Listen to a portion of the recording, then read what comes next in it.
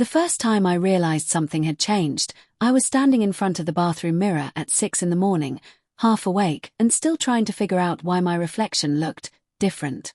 Not drastically different, but enough to make my stomach twist.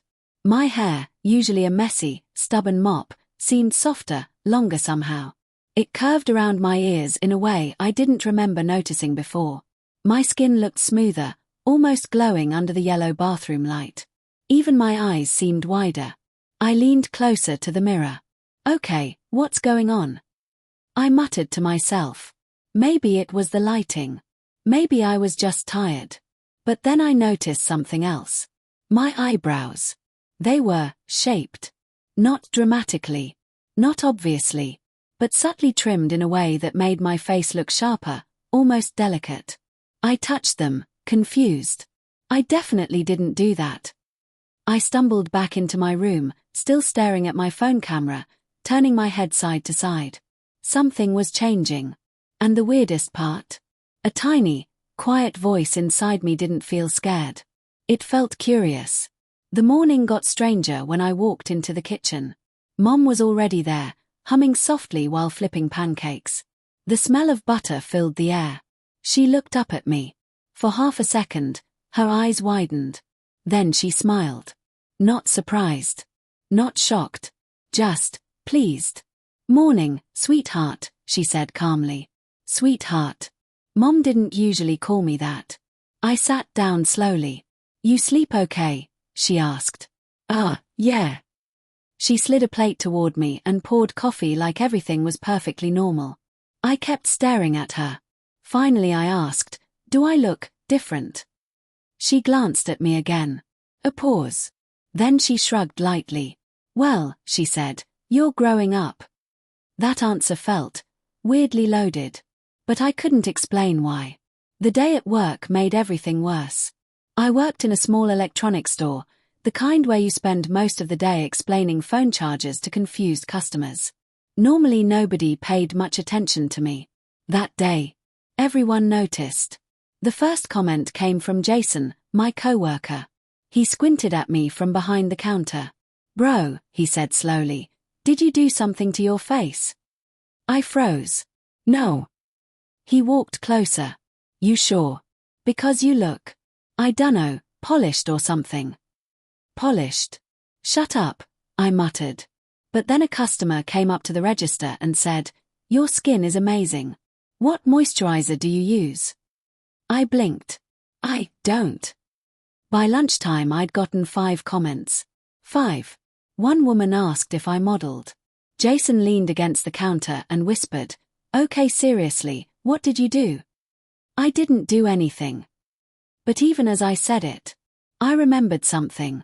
Last night, I had come home late. Mom had been awake, sitting at the kitchen table with a cup of tea. She'd looked at me carefully. Too carefully. "Long day?" she'd asked. "Yeah." Then she'd smiled in that thoughtful way she sometimes did. "Go get some sleep," she said. "Tomorrow might be interesting." At the time I thought nothing of it. Now my stomach twisted. When I got home that evening, Mom was folding laundry on the couch. She looked up again with that same calm smile. "How was work?" "Strange," I admitted. She tilted her head. "Strange how?" "People keep saying I look different." She folded another shirt slowly. "Do you feel different?" I hesitated. "I don't know." And that was the truth. Because under the confusion, there was something else. A quiet, growing curiosity. Mom stood and walked toward the hallway. "Oh," she said casually, "I left something in your room." "What?" "You'll see." My heart started pounding. I walked down the hallway slowly, pushed open my bedroom door, and stopped. There was a box on my bed. Neatly wrapped. With a note. "For when you're ready to explore." My hands trembled as I opened it. Inside were clothes. Not just any clothes. Soft fabrics. Flowing tops. A pair of fitted jeans. A light cardigan. And underneath everything, a small makeup bag. I stared at it for a long time. Mom appeared quietly in the doorway. "I wondered when you'd notice," she said. I turned slowly. Mom, what is this? She leaned against the doorframe, arms crossed, studying me carefully. Something I've been preparing for, she said gently. My brain struggled to catch up. Preparing for what? She smiled softly. You. I laughed nervously. Okay, you're gonna need to explain that. She stepped into the room and sat on the edge of the bed. You remember when you were little, she said, and you used to try on my scarves? My face went red. That was when I was like 6. And you remember how happy you looked? I didn't answer. Because I did remember. The mirror. The spinning. The strange excitement I didn't understand back then. Mom continued gently. I noticed things over the years. The way you looked at clothes in store windows. The way you lingered in the beauty aisle. I swallowed. You noticed that? I notice everything, she said with a small smile. I sat down beside the box again. So, what are you saying? She looked at me carefully. I'm saying, she said softly, that sometimes people need permission to explore who they are. My heart was beating so loud I could hear it. And you think, this is me? I think, she said, you deserve the chance to find out. That night I didn't sleep much. The box sat on my desk like it was glowing. Every time I looked at it, my stomach flipped. Finally, around midnight, I opened it again. The clothes felt soft between my fingers. One piece at a time, I laid them out on the bed. The jeans. The top. The cardigan. My reflection in the mirror watched me silently as I picked them up. Okay, I whispered to myself. This is just experimenting. I changed slowly. My hands shook the whole time. When I finally looked up at the mirror again, my breath caught. It wasn't just clothes. It was a different version of me. Not a costume. Not a joke. Something softer. Something that somehow fit. I walked closer to the mirror. Whoa, I whispered. My heart was racing. Then I noticed the makeup bag again. I hesitated. Then opened it. Inside were simple things. Lip balm. Mascara. A small palette. And a folded piece of paper. Mom's handwriting. Start simple. You'll do great. I laughed nervously. Of course she left instructions. The first attempt was messy. The mascara smudged. The lip balm was too shiny. I wiped it off twice. But slowly, carefully, something began to emerge. Not perfection, but possibility. When I finally stepped back from the mirror, my heart felt like it might explode.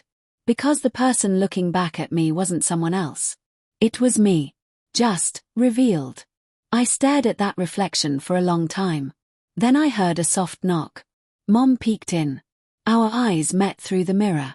For a moment neither of us spoke. Then she smiled. Not surprised. Not shocked. Just proud. You look comfortable, she said. I exhaled slowly. I think I am. Over the next few weeks, everything changed. At first it stayed private. Late nights in my room. Trying new clothes. Practicing makeup. Learning how different fabrics moved. I started noticing how posture changed everything. How confidence could be practiced. How identity wasn't a switch, it was a discovery. Sometimes Mom would help. She showed me small things. How to blend makeup. How to choose colors. How to walk in a way that felt natural instead of forced. And every time I got nervous, she reminded me gently. You don't have to become someone else. Just become more yourself. Eventually curiosity pushed me further.